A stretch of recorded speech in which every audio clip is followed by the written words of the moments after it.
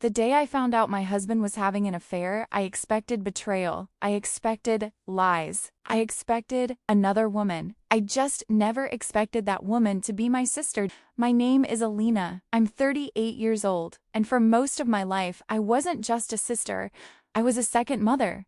When people hear my story, they ask, how could she do that to you? But the truth is more complicated than betrayal. It's about sacrifice, blurred boundaries, unhealed wounds, and what happens when love turns into entitlement. My sister, Maya, is 7 years younger than me. When she was born, I was old enough to remember the exhaustion in my mother's eyes and the silence in our house whenever my father drank too much.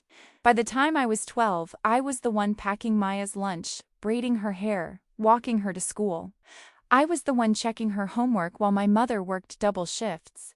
People used to say, Alina, you're such a responsible big sister. They didn't know responsibility wasn't a choice. It was survival. When I was 16, my father left. Just like that. No goodbye. No explanation. I remember Maya sitting on the edge of the bed, holding her teddy bear, asking me, is it my fault? I hugged her and promised her something I shouldn't have promised. I'll never leave you. Always protect you.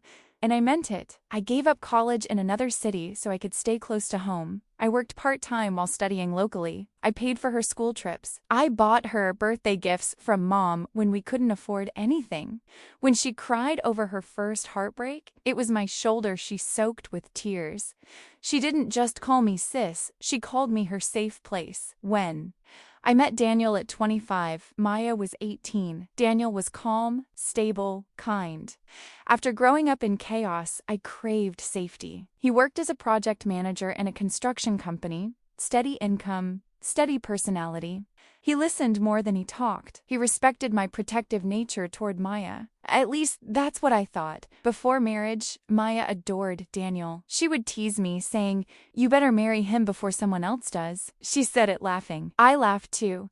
During our wedding, Maya cried more than I did. She hugged Daniel and said, take care of her. She deserves everything. That sentence haunts me now. After I got married, Maya practically lived at our house. I encouraged it. I thought, this is what family does. She was studying fashion design then, and our house was closer to her college. She'd sit at our dining table sketching dresses while I cooked. Daniel would compliment her creativity. I saw nothing wrong. I trusted both of them, but slowly. Things shifted in ways so subtle I almost missed them. Maya started dressing differently around Daniel, more fitted clothes, more makeup at home. I told myself she was growing up.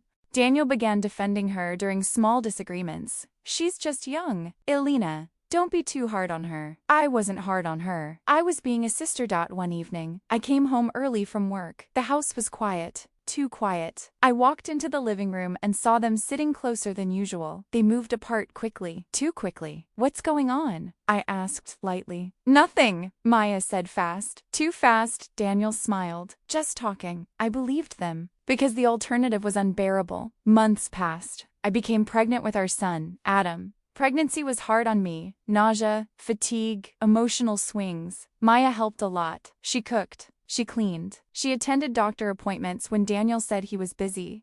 I thought, how lucky am I to have a sister like her? Looking back, I see it clearly now. She wasn't helping me. She was replacing me. Daniel started coming home later. When I confronted him, he blamed work pressure. Maya defended him. You're overthinking, Alina. Don't stress yourself during pregnancy. Gaslighting doesn't always come from enemies. Sometimes it comes from the people you raised. The truth revealed itself in the most ordinary way. A message notification. Daniel left his phone on the kitchen counter while showering. I wasn't snooping, I swear. It just lit up, Maya. I miss you already. My hands went cold. I opened the chat. There were months of messages, hidden meetings, emotional confessions, and the one that broke me completely. I wish we had met first. I felt something inside me collapse. Not loudly, not dramatically, just quietly. I waited until they were both home that evening. I didn't scream. I didn't throw things. I placed the phone on the table. Tell me, I said. Maya couldn't look at me. Daniel tried to speak first. It just happened. Nothing just happens, not betrayal, not desire, not emotional intimacy. How long? I asked. Silence. Since before the wedding, Maya whispered. Before the wedding, I felt like the ground beneath me was fake, like my entire marriage had been staged. She started crying. I didn't mean to fall in love with him. Fall in love? I raised you. I chose you over my own dreams. I protected you from the world, and you chose the one person who was supposed to protect me. Daniel said he was confused, that he loved us both in different ways, that he didn't want to hurt me, but they already had. What hurt most wasn't just the affair, it was the emotional betrayal layered with history. She knew my fears. She knew how scared I was of abandonment. She knew our father left, and she still chose to become the one who stayed for him.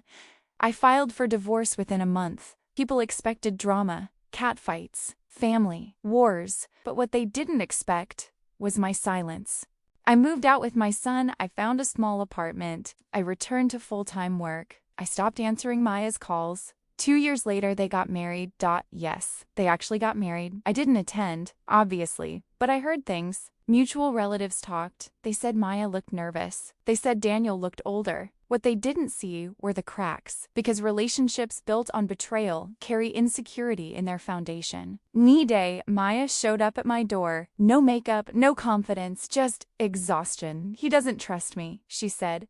He checks my phone. He accuses me. I looked at her calmly. You taught him how betrayal works, I replied. For the first time in my life, I didn't try to fix her pain. I realized something powerful. Saving someone who is drowning doesn't mean you let them pull you under. My biggest mistake wasn't loving my sister. It was losing myself while doing it. Today, I'm stronger. Not because betrayal didn't break me, but because I rebuilt myself without them. Adam is growing up watching a mother who chose dignity over revenge.